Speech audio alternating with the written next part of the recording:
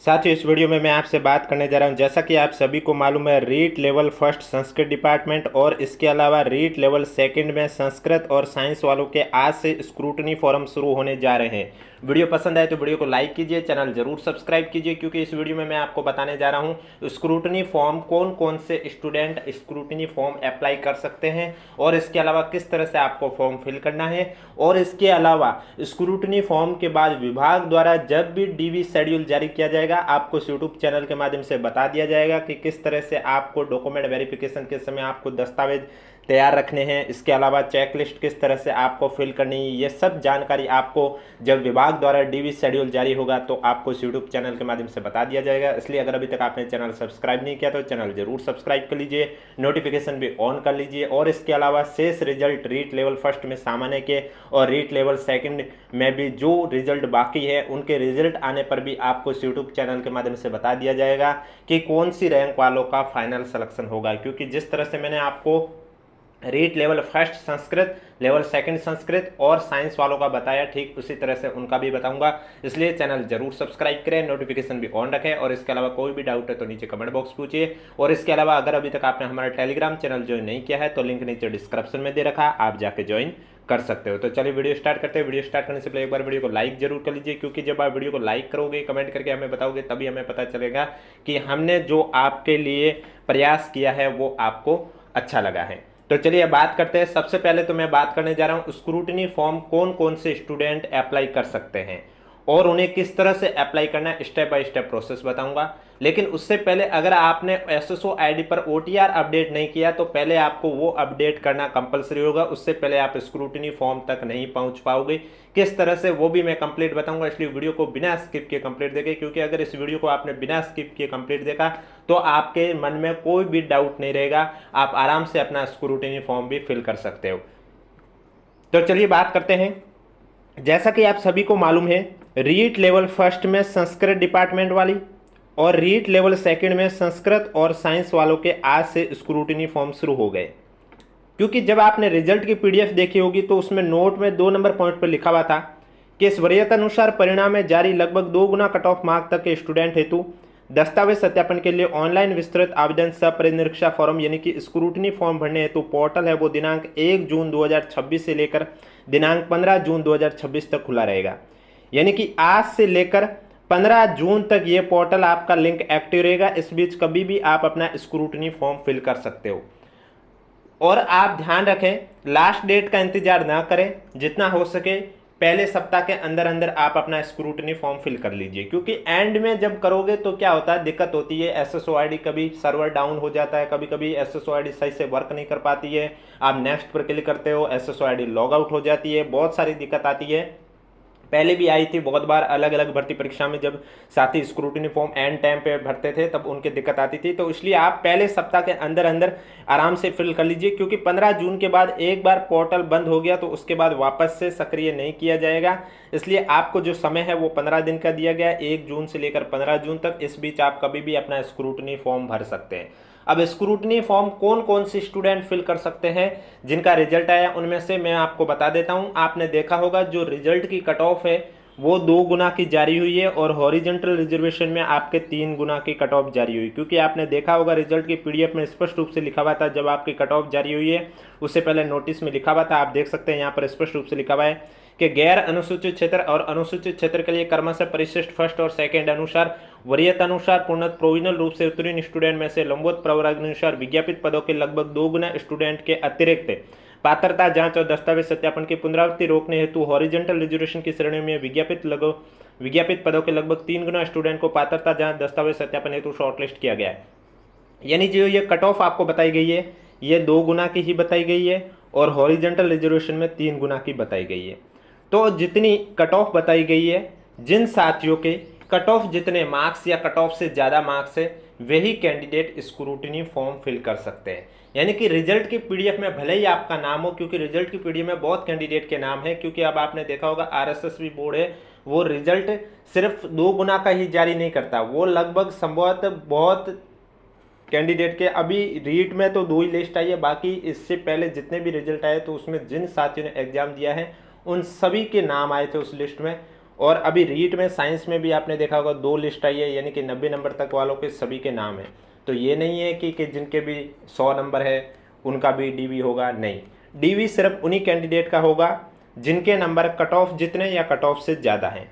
जैसे कि अगर कोई कैंडिडेट एससी कैटेगरी में है और एससी में वो जनरल कैटेगरी का है, तो अगर उसके नंबर 196.9296 या फिर इससे ज़्यादा है तो वो स्क्रूटनी फॉर्म फिल कर सकता है।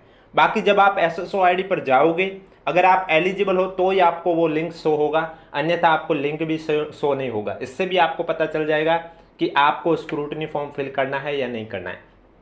वीडियो पसंद आ रहा है तो एक बार वीडियो को लाइक जरूर कर लीजिए, चैनल भी जरूर सब्सक्राइब कर लीजिए, क्योंकि अब मैं आपको बताने जा रहा हूं कि स्क्रूटनी फॉर्म आपको कैसे फिल करना है, स्टेप बाय स्टेप प्रोसेस। इसलिए वीडियो को अंत तक जरूर देखें, और कोई भी डाउट है तो नीचे कमेंट बॉक्स पूछिए। बाकी विभाग द्वारा डीवी शेड्यूल जब भी जारी किया जाएगा हम आपको इस यूट्यूब चैनल के माध्यम से सूचित कर देंगे। देखिए मैं आपको बता देता हूँ, स्क्रूटनी फॉर्म आपके एसएसओ आईडी से ही फिल होगा। तो इसके लिए सबसे पहले आपको अपने एसएसओ आईडी पर आना होगा। यहाँ पर आपको अपने एसएसओ आईडी लॉगिन करनी होगी।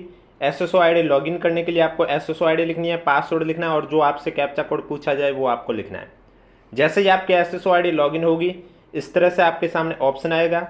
रिक्रूटमेंट पोर्टल पर आपको क्लिक कर देना है। अगर ये ऑप्शन नहीं आ रहा है, यहाँ पर सर्च भी कर सकते हैं, ऑप्शन आ जाएगा।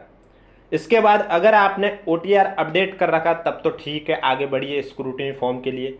लेकिन अगर आपने OTR की जो बेसिक डिटेल है वो अगर आपने अपडेट नहीं की है तो वो सबसे पहले आपको अपडेट करनी कंपलसरी होगी, अन्यथा आगे ना तो आप स्क्रूटनी फॉर्म फिल कर सकते हो, ना ही कोई नई भर्ती के फॉर्म फिल कर सकते हो, ना ही आपका कोई नज़दीकी एग्जाम आ रहा तो उसकी डिस्ट्रिक्ट लोकेशन चेक कर सकते हो। तो बेसिक डिटेल फिल करने के लिए सबसे पहले आपको क्या करना होगा, आपको अपना नाम हिंदी में लिखना है। इनकी जो आपके दस्तावेज में नाम लिखा हुआ है उसी नाम को आपको हिंदी में लिखना है। उसके बाद डॉक्यूमेंट में जो आपके पिता का नाम लिखा हुआ है वही नाम आपको यहाँ पर हिंदी में लिखना होता है। उसके बाद आपको माता का नाम इंग्लिश में लिखना है, और उसके नेक्स्ट बॉक्स में माता का नाम भी हिंदी में लिखना है, और वही नाम लिखना है जो आपके दस्तावेज के अंदर लिखा होता है। उसके बाद आपको अपने व्हाट्सएप नंबर लिखने हैं। फिर आपके बॉडी पर ऐसा कोई मार्क जिससे आपकी पहचान की जा सके वो आपको यहाँ पर लिखना है। उसके बाद यहाँ पर आपको मैरिज स्टेटस सेलेक्ट कर लेना है। अगर आप मैरिड लिखोगे तो फिर आपको अपने जीवन साथी का नाम लिखना होगा, आपकी मैरिड डेट लिखनी होगी। इसके बाद नंबर ऑफ लिविंग चिल्ड्रन, यानी कि इसमें आपको बॉर्न बिफोर और बॉर्न आफ्टर, यानी कि 1/6/2002 से पहले आपके बच्चों की संख्या कितनी है वो यहाँ पर लिखनी है, और 1/6/2002 के बाद आपके बच्चों की संख्या कितनी है वो यहाँ पर लिखनी है। टोटल यहाँ ऑटोमेटिक आ जाएगा। इसके बाद आपका रिलीजन कौन सा है वो यहाँ से आपको सेलेक्ट करना होगा। रिलीजन सेलेक्ट करने के बाद आपको अपना परमानेंट एड्रेस लिखना है। परमानेंट एड्रेस आपको लिखना है। परमानेंट एड्रेस लिखने के बाद आपके सामने ऑप्शन आएगा सिटी का, आपको अपनी सिटी लिखना है। अगर आप गाँव में रहते हैं तो गाँव का नाम लिख सकते हैं। इसके बाद आपको अपने राज्य का नाम सेलेक्ट करना है, स्टेट का नाम सेलेक्ट करना है। उसके बाद आप राज्य के अंदर कौन से ज़िले में रहते हो वो ज़िला आपको सेलेक्ट करना है। उस ज़िले के पिन कोड भी आपको लिखने हैं। उसके बाद आपको ज़िले के क्या लिखने हैं, पिन कोड लिखने हैं। फिर आपको यहाँ पर पूछा जा रहा है कि आप TSP से है, यस या नो। आप गैर अनुसूचित क्षेत्र में आते हैं, नॉन TSP में आते हैं, तब यहाँ नो कीजिए, और अगर आप अनुसूचित क्षेत्र में आते हैं यानी कि TSP में आते हैं तो यहाँ पर आप यस कीजिए। उसके बाद नेशनलिटी आपकी आएगी, फिर आपका स्टेट आएगा। स्टेट के अंदर डिस्ट्रिक्ट कौन सी है वो आपको सेलेक्ट करनी होगी। इसके बाद अगर आप स्पेशल कैटेगरी से है तब तो यस कीजिए, अन्यथा आप नो कीजिए। उसके बाद आपको एक डॉक्यूमेंट अपलोड करना होगा, वो है left thumb impression. Left thumb impression upload करते समय आपको ये बात ध्यान रखना है कि फॉर्मेट सिर्फ JPEG में होना चाहिए, और उस फाइल की साइज़ 20 KB से लेकर 50 KB के बीच में होनी चाहिए, यानी कि 50 KB से ज़्यादा नहीं होनी चाहिए, 20 KB से कम नहीं होनी चाहिए, इसी रेंज में होनी चाहिए, तभी लेफ्ट थंब आपका अपलोड होगा। उसके बाद आपको कर देना है सबमिट पर क्लिक। जैसे ही सबमिट पर क्लिक करोगे आपका OTR बेसिक डिटेल है वो अपडेट हो जाएगा। इसके बाद स्क्रूटनी फॉर्म पर आपको जाना होगा। अगर वहाँ अप्लाई नाउ पर क्लिक करने पर स्क्रूटनी फॉर्म ओपन हो जाता तब तो ठीक है।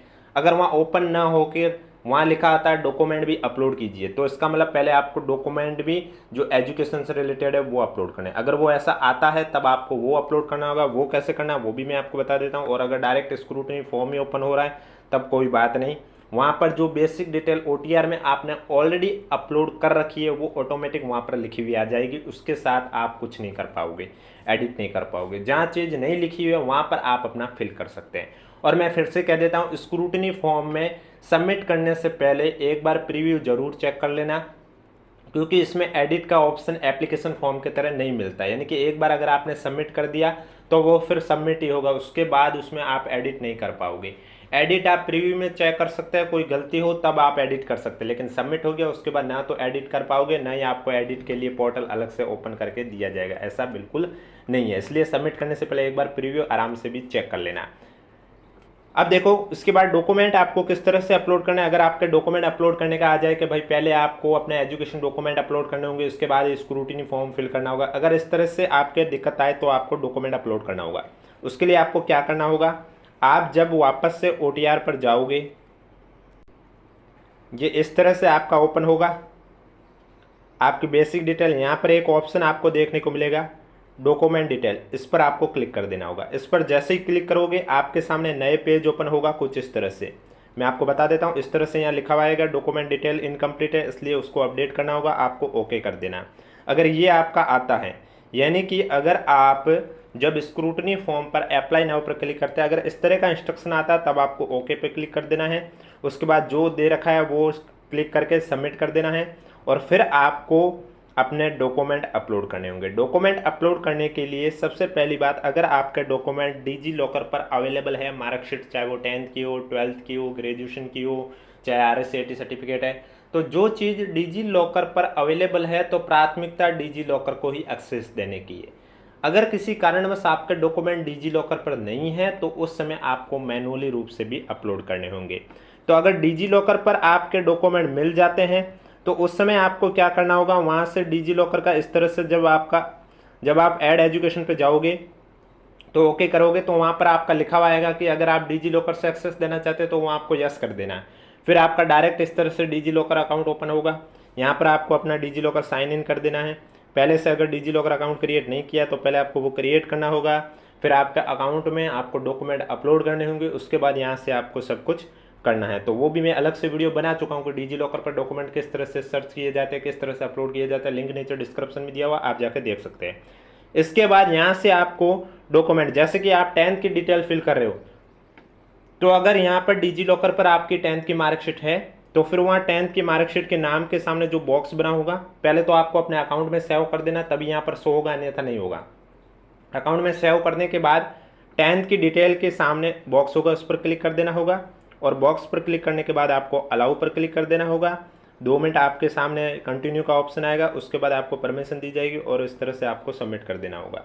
लेकिन अगर आपके डिजी लॉकर पर डॉक्यूमेंट नहीं है तो उस समय क्या करना होगा, आपको ऐड एजुकेशन बटन है, इस पर क्लिक कर देना होगा।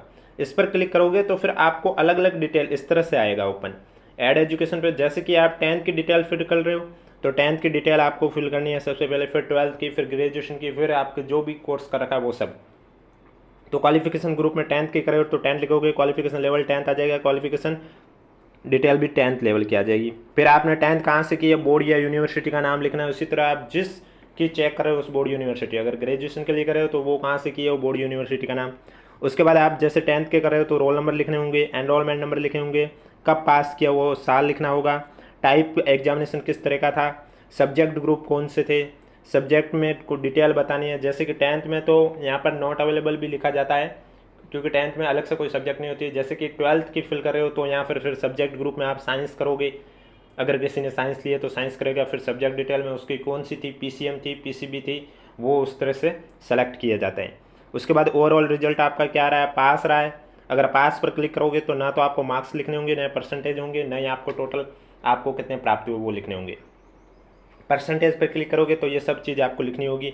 अगर यहाँ पर आप परसेंटेज पर क्लिक करोगे तो कितने नंबर का था, कितने नंबर आए हैं, परसेंटेज कितने बने, वो सब लिखनी होती है। और कितनी बार आपने अटैम्प्ट किया वो भी आपको यहाँ पर नंबर ऑफ अटैम्प्ट लिखना होता है। उसके बाद आपको मार्कशीट अपलोड कर देनी है। मार्कशीट अपलोड करते समय आपको ये बात का ध्यान रखना है कि उस PDF फाइल की जो साइज़ है वो 100 KB से लेकर 400 KB के बीच में होनी चाहिए, ना तो 100 KB से कम होनी चाहिए, नहीं 400 KB से ज़्यादा होनी चाहिए। इस तरह से एक एक डॉक्यूमेंट आपको अपलोड करना होगा, और डॉक्यूमेंट सेक्शन में आपके सभी डॉक्यूमेंट इस तरह से ही आपको अपलोड करने होंगे। अभी भी किसी को भी कोई डाउट है तो नीचे कमेंट बॉक्स में पूछ सकते हैं। इसके बाद आपको जाना होगा स्क्रूटिनी फॉर्म में। अब वहाँ पर कैसे पहुँचना है तो वो भी मैं आपको बता रहा हूँ। उसके लिए आपको क्या, वापस से OTR की जो आपकी बेसिक डिटेल है वहाँ पर आपको आना होगा। वहाँ पर आपको एक ऑप्शन देखने को मिलेगा माई रिक्रूटमेंट का, उस पर आपको क्लिक कर देना होगा। उस पर जब क्लिक करोगे तो आपके सामने उसी में एक ऑप्शन देखने को मिलेगा। माय रिक्रूटमेंट पर क्लिक करने के बाद माय रिक्रूटमेंट के अंतर्गत आपको डिटेल फॉर्म कम स्क्रूटनी का ऑप्शन देखने को मिलेगा। किसका ऑप्शन देखने को मिलेगा? इस तरह से डिटेल फॉर्म कम स्क्रूटनी का, इस पर आपको क्लिक कर देना होगा। इस पर जैसे ही क्लिक करोगे आपके सामने स्क्रूटनी फॉर्म वाला बॉक्स ओपन होगा।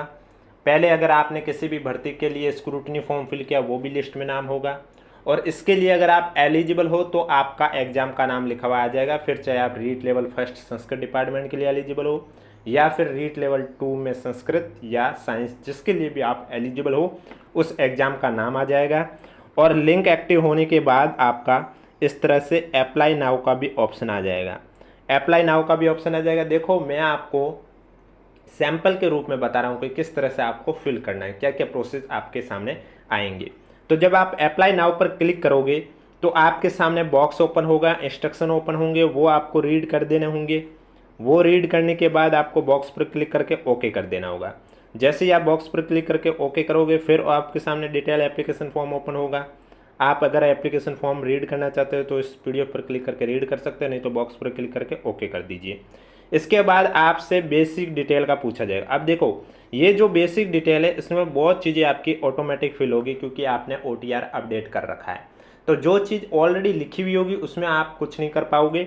जहाँ चीज़ जो नहीं लिखी होती है वो आपको फिल करनी होगी।